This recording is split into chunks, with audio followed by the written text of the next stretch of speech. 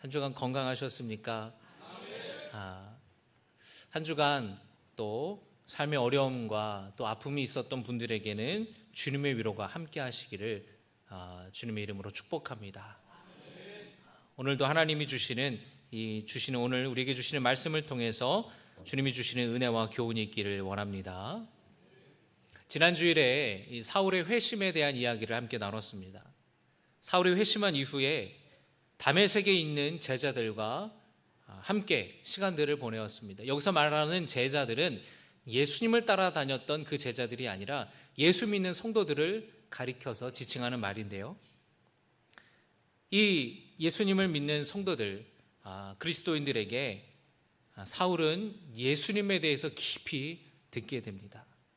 그리고 그들과 함께 믿음의 안에서 교제하게 되는데요. 성경은 사울이 예수님을 경험하고 예수님을 만나 회심한 즉시로 다메섹에서 복음을 전했다라고 성경은 기록하고 있습니다. 다메섹은 역사적으로 아주 오래된 도시입니다. 아람 왕국의 수도였고요. 그리고 상당히 큰 상업 도시였다고 해요. 이곳에 여러 회당을 다니면서 유대인들에게 복음을 전하였습니다. 예수님을 만나고 이방인 사도로서 소명을 받았던 이 다메섹에서 사울은 그리스도인들을 박해했던 그 열심보다 더 큰 열심으로 주님을 전했다라는 거예요.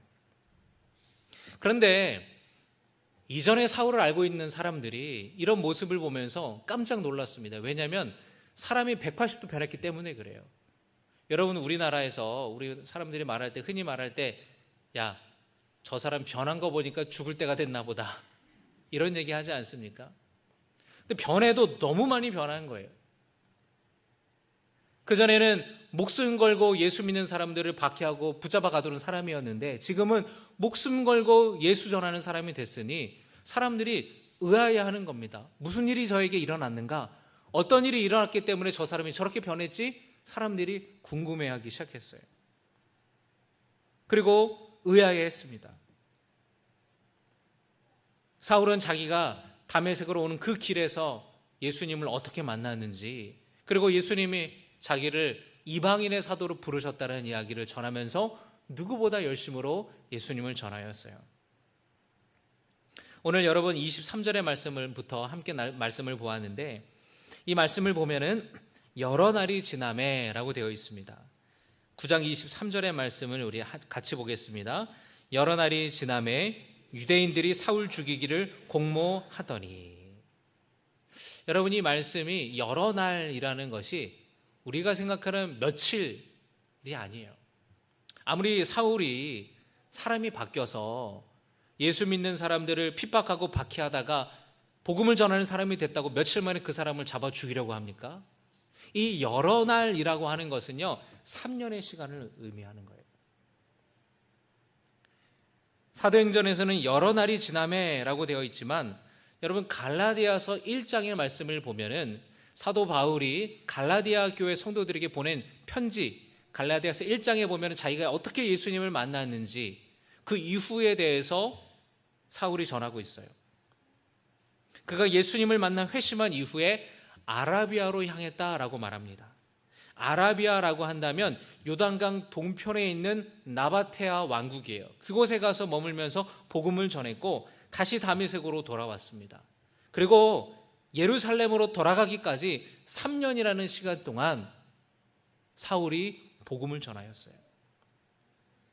갈라디아서 1장에 보면은 그 이야기가 나오게 됩니다. 열심으로 복음을 전하는데 이것이 다메섹에 있던 유대인들에게 큰 분노를 사게 됩니다. 이들은 누구냐면 예전에 사울처럼 예수님 믿는 사람들을 핍박하던 사람들이죠. 율법 중심적으로 살아가고 성전 중심으로 살아가던 그 사람들, 예수 믿는 사람들을 박해하던 그 유대인들이 사울에 대해서 분노하기 시작했다는 겁니다. 그런데 그 분노가 사울을 죽일 정도로 컸다라는 것이에요. 왜 그랬을까요? 그들 입장에서는 이 사울이 변절자라는 거예요. 배신자로 여겨졌기 때문에 이전에는 시키지도 않았는데 대제사장을 찾아가서 공문 하나 주면은 내가 다메섹으로 가서 예수 믿는 사람들을 붙잡아 오겠다고 할 정도의 열심이 있었던 사람이었습니다. 여러분, 예루살렘에서 다메섹까지의 거리가 얼마나 그랬죠? 200km나 그랬어요. 200km나 되는 거리를 누가 시키지도 않았는데 가서 예수님 믿는 사람들을 붙잡아 오려고 했던 열심이 이 사울에게 있었어요. 그런데 그가 배신을 하고 변절을 하니 기존의 유대인들 입장에서는 사울이 얼마나 미웠겠습니까? 여러분, 우리나라 남북한의 대치 상황에서도 생각해 보세요. 우리나라에서도 북한에 대해서 비난하고 북한에 대해서 안 좋게 말하는 사람들이 많지 않습니까? 그런데 북한 입장에서는 고위직 맡았던 사람이 탈북해서 우리나라에 와가지고 북한에 대해서 비방한다면 얼마나 더 밉겠어요. 원래 우리 편이었는데. 지금 유대인들 입장에서는 이 율법 중심적으로 살아가는 유대 종교 지도자들 입장에서는 다윗이 아니라 이 사울이 그토록 미웠다라는 거예요. 그래서 사울을 죽일 음모를 꾸밉니다. 근데 그 이야기가 사울의 귀에 들어가요. 그래서 이 사울이 다메섹에서 복음을 전하고 또 믿음 안에서 만났던 주님의 제자들이, 성도들이 사울을 피신을 시켜요. 이 유대인들이 사울을 죽이려고 다메섹의 성문도 걸어 잠그고 이 다메섹의 총독과 결탁하여서 사울을 수색하기 시작합니다. 그래서 이 광주리에 담아서 성벽 밖으로 사울을 무사히 피신을 시켜요. 사울이 그 이후로 어디로 발걸음을 향했느냐면 바로 예루살렘으로 향하게 됩니다. 그래서 사울이 다메섹으로 가는 길에서 회심한 이후에 예루살렘으로 가는 것은 3년이 지나서예요. 3년이 지나서 예루살렘으로 찾아갔습니다. 사도들과 다른 제자들을 만나기 위함이었어요. 사울 입장에서 생각해 보세요, 여러분. 예수님에 대한 소문은 들었어요. 예수님보다 사울이 좀 나이가 몇 년 어렸는데 소문은 들었겠죠. 그런데 예수님을 만나고 나니까 너무 궁금한 거예요. 예수님과 함께 직접 예수님의 육성을 들었던, 동고동락했던 사도들을 직접 찾아가서 정말 예수님이 어떤 말씀을 하셨는지, 어떤 분인지 정말 그 생생한 그 증언을, 그 간증을 듣고 싶은 마음이 사울에게 있었던 겁니다. 그래서 예루살렘으로 찾아갔어요. 그리고 자기가 예수님을 어떻게 만났고 주님이 나에게 이런 이방인을 위한 사도로 부르셨다라는 것을 알려주고 싶었습니다. 함께 동역하여서 함께 주님의 일을 하려고 제자들을 찾아간 거예요. 그런데 예루살렘에 있던 사도들과 제자들이 이 사울을 쉽게 만나려고 하지 않습니다. 그도 그럴 것이, 사울이 이전에 예루살렘을 중심으로 예수 믿는 사람을 핍박하고 박해했잖아요. 스데반이 돌에 맞아 죽을 때에 그걸 보면서 그거를 당연하다고, 마땅히 죽을 만하다라고 생각했던 사람이 사울이었으니 제자들 입장에서는 사울이 두렵기도 하고, 또 사울이 예수님을 만나서 회심했다라는 얘기가 쉽게 의구심을 거둘 수가 없었다라는 거예요. 그래서 여러분, 아까 갈라디아서 1장의 말씀을 제가 잠깐 소개해드렸지만 사울이 뭐라 그러냐면은 예루살렘으로 갔지만 제자들 중에서 베드로와 야고보 밖에는 못 만났다라고 이야기를 해요. 예루살렘에 보름 동안 머물러 있는 동안에 다른 제자들은 못 만났다라는 거예요. 그런데 이 다른 사도들과 제자들과 사울 사이를 중재시킨 사람이 있습니다. 그 사람이 누구냐? 바로 바나바예요.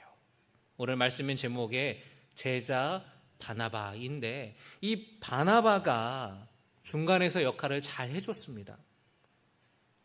바나바라는 이름은 원래 본명이 아니죠. 원래 이름은 요셉인데 바나바는 별명입니다. 어떤 뜻입니까? 따라합니다. 위로의 아들. 위로의 아들. 그게 바나바의 별명이에요. 성도들은 요셉을 바나바라고 불렀습니다. 그가 얼마나 사람들을 아프고 상처 입고 지치고 힘든 성도들을 얼마나 위로를 많이 해줬으면, 얼마나 격려를 하고 칭찬을 하고 섬겼으면 사람들이 이름을 그렇게 부를까요? 이 바나바가 사울을 변호하는 거예요. 여러분, 오늘 사도행전 9장의 말씀 보겠습니다. 27절입니다. 27절 같이 한 목소리로 봉독합니다. 바나바가 데리고 사도들에게 가서 그가 길에서 어떻게 주를 보았는지와 주께서 그에게 말씀하신 일과 다메섹에서 그가 어떻게 예수의 이름으로 담대히 말하였는지를 전하니라. 28절입니다. 사울이 제자들과 함께 있어 예루살렘에 출입하며 또 주 예수의 이름으로 담대히 말하고. 할렐루야. 바나바가 중재를 해가지고 제자들과 사도들이 사울을 받아줬다라는 겁니다. 함께 출입했다라는 게 교제했다라는 거예요. 그리고 함께 담대히 예수 그리스도를 전했다라고 성경은 기록하고 있습니다.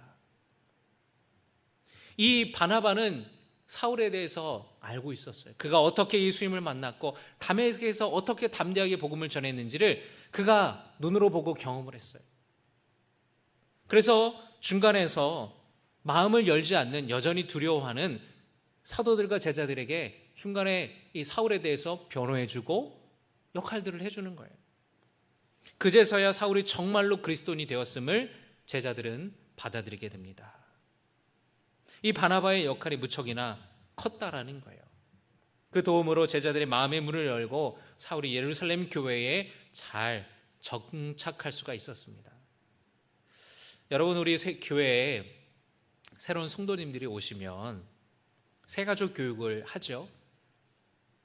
교회에 소개를 하고 또 새가족 교육을 통해서 다시 한번 내 신앙을 점검하는 신앙을 갖습니다. 그리고 바나바를 붙여줘요. 그러니까 이 바나바가 뭐냐면 이 오늘 말씀처럼 사울과 제자들 사이에 잘 적응할 수 있도록 화해시켰던 바나바의 역할을 감당하는 것이에요. 바나바의 역할을 우리 하는 성도님들께서는 이 말씀을 기억하시고 새로운 성도님들이 잘 적응할 수 있도록 힘써 주시기를 부탁을 드립니다. 그런데 여러분, 생각해 보세요. 바나바가 어떤 사람이었길래 사도들이, 제자들이 바나바의 말을 듣고서 마음의 문을 열고 사울을 받아들였냐는 거예요. 바나바가 도대체 어떤 사람이길래? 여전히 그들이 사울이 회심하고 복음을 전한다라는 사울의 소식을 들었지만 믿을 수 없을 때에 바나바를 신뢰했기 때문에 사울에 대해서 바나바가 하는 말도 신뢰할 수 있었다라는 것입니다. 그 사람에 대한 신뢰가 그 사람이 하는 말에 대한 신뢰로 이어지게 되는 것이에요. 그리스 철학자인 아리스토텔레스가 사람을 설득하는 데 있어서는 세 가지 중요한 요소가 있다라고 이야기를 합니다. 하나는 뭐냐면은 로고스예요. 두 번째로는 파토스입니다. 그리고 세 번째로는 에토스예요. 아마 여러분 많이 들어보셨을 텐데 로고스는 뭐냐면 사람이 누군가를 설득할 때는 논리적이어야 된다라는 거예요. 일리가 있어야 사람들이 설득을 당한다라는 겁니다. 파토스는 뭐냐면은 열정이 있어야 된다는 겁니다. 누군가 말할 때 상대방을 설득하려면 열정적으로 힘을 다해서 얘기를 해야 사람들이 그 이야기를 듣는다라는 거예요. 세 번째 에토스는 뭐냐면 말하는 사람이 얼마나 진실한지, 그 사람이 얼마나 신뢰할 만한 사람인지, 그 사람의 됨됨이에 따라서 사람들은 그 말을 듣기도 하고 신뢰하기도 한다라는 것이에요. 여러분, 이 세 가지 중에 가장 중요한 게 뭘까요? 바로 마지막 에토스입니다. 아무리 이치에 맞는 말을 하고 아무리 열정적으로 말을 해도 그 말하는 사람이 신뢰가 안 된다면 그 이야기를 사람들은 귀담아 듣지 않습니다. 다른 사람을 설득할 수가 없을 거예요. 여러분, 올해 국회의원을 뽑는 선거를 하지 않습니까? 우리나라의 많은 다수의 국민들이 정치인들을 별로 신뢰하지 않죠. 여론조사를 보면은 국회의원들이나 정치인들에 대한 신뢰도가 많이 낮습니다. 근데 왜 그럴까요? 그들이 말하는 말들이 로고스가 없어서, 논리가 없어서 그럴까요? 아니면 에토스가 없어서, 말하는 게 열정이 없어서 그럴까요? 여러분, 선거 유세할 때 보세요. 얼마나 똑똑한 사람들이 논리적으로 일리 있는 말을 하는지 몰라요. 유세할 때에 얼마나 대단한 열정을 가지고 목소리가 막 쉴 정도로 유세를 하는지 몰라요. 그런데 여론조사를 해보면 많은 국민들이 정치인들에 대한 신뢰도가 왜 낮느냐? 그들에게 에토스가 결여됐기 때문에 그런 거예요. 잘할 줄 알고 뽑았는데 정말 청렴결백한 국민을 위해 나라를 섬길 줄 알았는데 나중에 몇 년 뒤를 보면은 검찰이 수사하고 나중에 보니까 굉장히 부패한 정치인이었다라는 것이 알려지게 되면서 그 신뢰도가 추락하게 되는 거예요. 말하는 그 사람의 어떤 사람인지, 이 사람의 삶이 어떤지, 인격이 어떤지, 됨됨이가 어떤지가 훨씬 더 중요하다라는 것입니다. 이 말씀을 제가 왜 드리냐면은 사도들과 제자들이 바나바가 하는 말을 어떻게 신뢰했느냐, 사울에 대해서 하는 이야기를 어떻게 신뢰했느냐, 그가 하는 말, 그 말이 아니라 바나바의 삶이, 지금까지의 삶이 진실된 삶이었고 그가 신뢰할 만한 사람이었기 때문에 사도들과 제자들이 바나바의 말을 들었다라는 것이에요.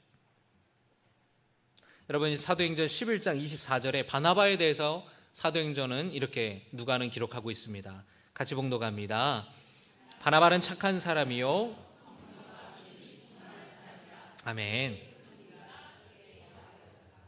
바나바는 어떤 사람이라고요? 착한 사람이었다. 성령이 충만한 사람이었다. 믿음이 충만한 사람이었다라는 겁니다. 자, 여러분, 우리가 어디 가서 이런 얘기 좀 들어야 되지 않겠습니까? 야, 저 집사님은 말이야, 정말 사람이 착해 빠졌어. 그런 얘기를 우리가 좀 들어야 되지 않겠어요? 저 사람은 참 믿음이 좋아, 성령 충만한 분이야. 그런 얘기를 여러분들이 좀 들었으면 좋겠어요. 성경은 바나바가 착한 사람이었다고 이야기를 합니다. 훌륭한 성품을 가지고 그의 별명인 바나바처럼 남을 도와주고 위로하고 격려하는 사람이었다라는 거예요. 단순히 좋은 사람만이 아니라 성령과 믿음도 충만한 사람이었어요. 유명한 설교가인 존 스토트 목사님은 성령의 은사가 나타나는 것이 성령 충만의 증거가 아니라 성령의 열매를 맺는 것이 성령 충만의 증거다라고 말씀하셨습니다.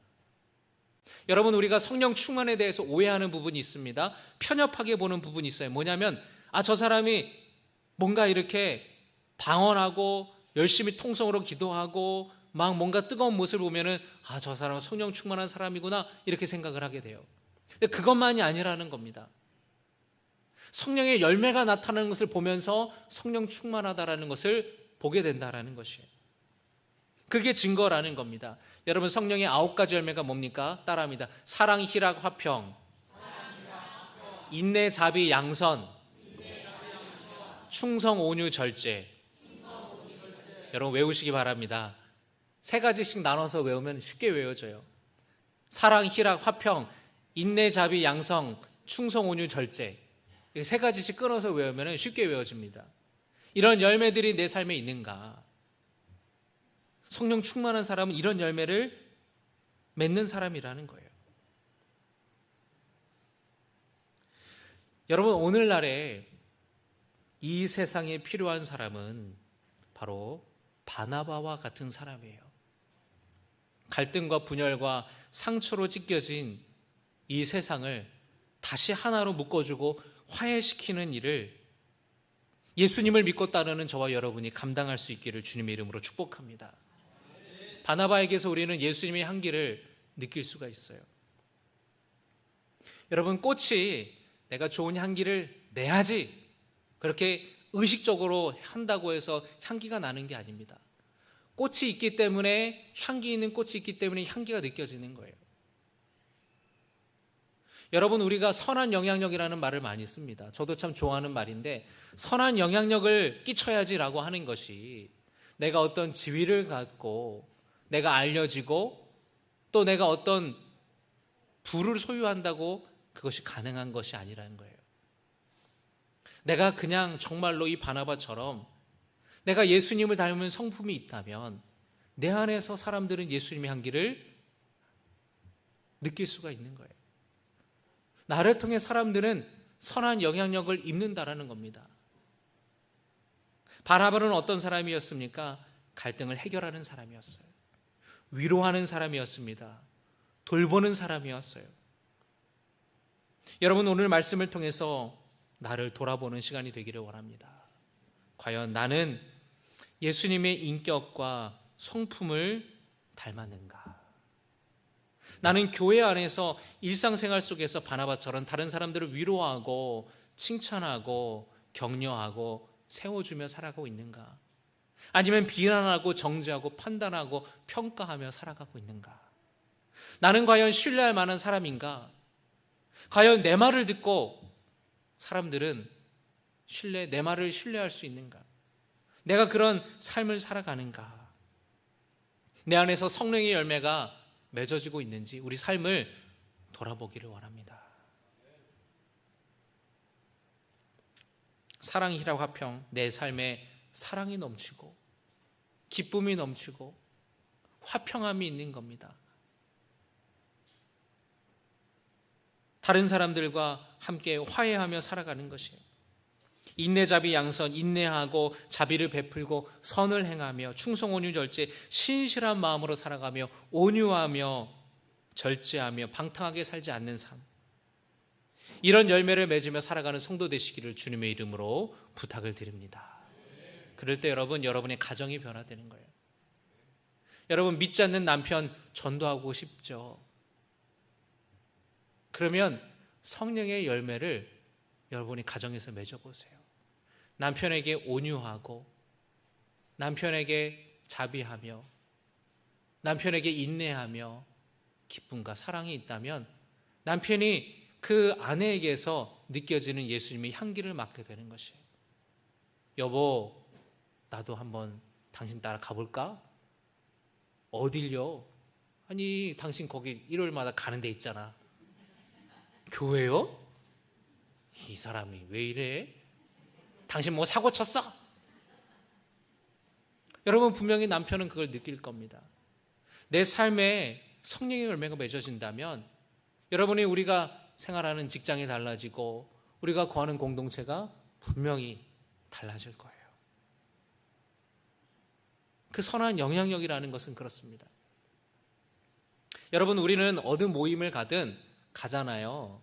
낯선 곳에 가든 처음 가는 그 모임을 가면은요, 그 모임 안에 흐르는 그 미묘한 정서들을 우리는 다 느낍니다.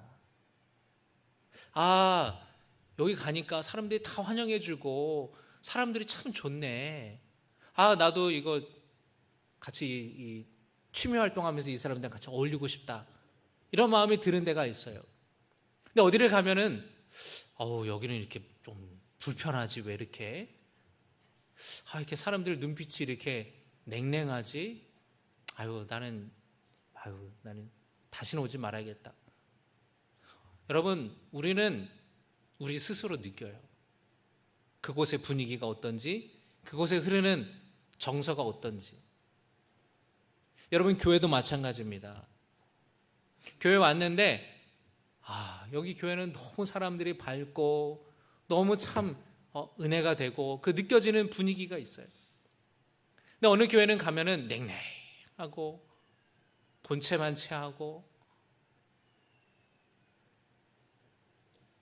여러분, 우리가 바나바와 같이 예수님을 닮은 인격으로 살아가며 선한 이 성령의 열매를 맺으면요, 내가 일부러 드러내려고 하지 않아도 내 안에서 예수님의 향기가 다른 사람에게 전해지게 돼요.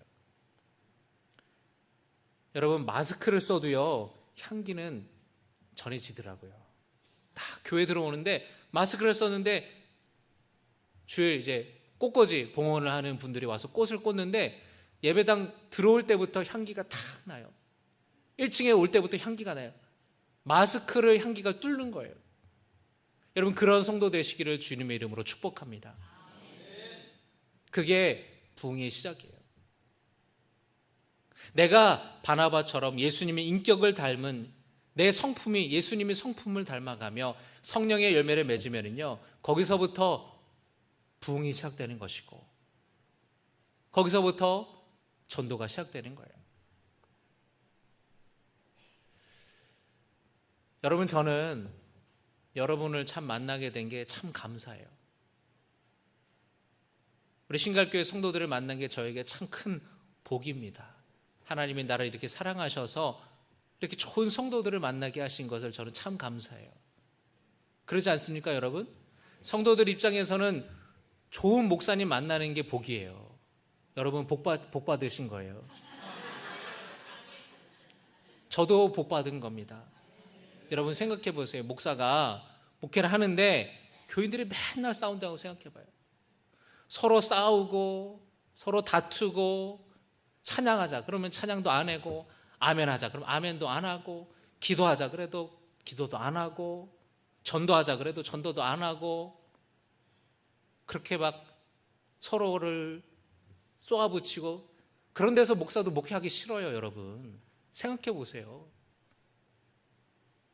여러분, 우리가 교회 와서 자주 보는 분도 있지만, 속회로 만나고 또 자주 오는 분도 있지만, 일주일에 한 번 만나는 성도님들도 있잖아요. 그래서 성도님과 함께 만나서 함께 인사를 나누며 함께 기도 제목을 나누고, 어려운 일 있으면 칭찬하고 격려하고 위로하고, 함께 주님 안에서 성령의 열매를 맺어가는 성도 되시기를 주님의 이름으로 축복합니다. 바라기는 저와 여러분 모두가 바나바처럼 예수님의 인격을 닮은 착한 성품으로 성화되어 가서 믿음이 충만하고 성령이 충만해서 내 삶 속에 성령의 열매가 맺혀서 찢겨지고 갈라지고 분열된 이 세상을 치유하고 변화시키는 주님의 제자들이 되기를 주님의 이름으로 축복합니다. 주님의 제자로 훈련받는 거는요, 주님의 인격으로 변화받는 것이에요. 그럴 때 세상을 제자 삼는 비결은 바로 거기에 있는 것입니다. 오늘 주신 말씀을 기억하면서 함께 찬양하기 원합니다. 원하고 바라고 기도합니다. 지난 주일 저녁에 우리 중고등부 청소년부 헌신 예배 때 고3 아이들이 이 찬양을 부르더라고요. 저는 얘네들이 지금 대학 입시를 위해서 하나님 대학 합격을 원하고 바라고 기도합니다, 이런 마음으로 이 찬양을 고른 줄 알았는데 참 이 가사의 은혜를 많이 받았어요. 오늘 말씀과 연결되는 부분인데 우리 같이 함께 찬양하기 원합니다.